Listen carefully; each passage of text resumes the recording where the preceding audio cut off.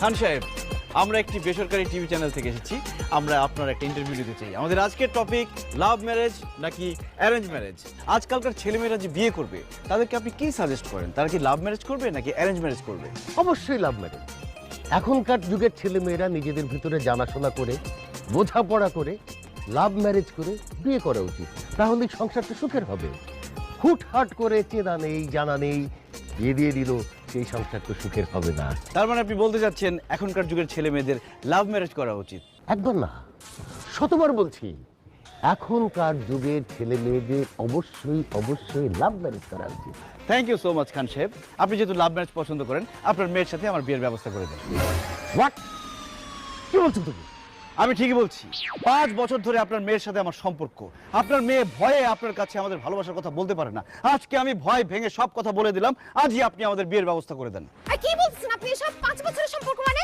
তো কে? আপনাকে তো আমি চিনিই না। জান, পেয়ার কে এত ডর না কে? এখন আর ভয় পেয়ে তো কোনো লাভ নাই। ভালো যখন একবার বেশি ফেলছি, এখন আমরা তো ভয় পাবো না। আমি আমার ভালোবাসার কথা বলে দিছি। তোমার বাবা যদি আজকে আমাদের ভালোবাসা মেনে না নেয়, এখানে আমরা আমাদের জীবন দিয়ে দিব। সাথে থাকবে আমাদের সাংবাদিক ভাইরা। কথা বলেন না কেন? মারিয়া, কি বলছে এসব? আমি তো কিছু বুঝতে পারছি না। বাবা বিশ্বাস করো, আমি এই ছেলেকে চিনি না। মিথ্যা কথা বলতেছে, আমি চিনি না একে। খান সাহেব, আপনি জীবনে কোনোদিন শুনছেন বাপ মার সামনে ছেলে মেয়েরা তাদের বয়ফ্রেন্ড গার্লফ্রেন্ডকে চেনে? সে ভয়ে না চেনার ভান করতেছে। আপনি তার চোখের দিকে তাকিয়ে দেখেন। আমার প্রতি তার ভালোবাসা, তার মুখ বন্ধ, কিন্তু সে চিৎকার করে বলছে, দিদার আমি তোমাকে ভালোবাসি। আমি তোকে ভালোবাসি না।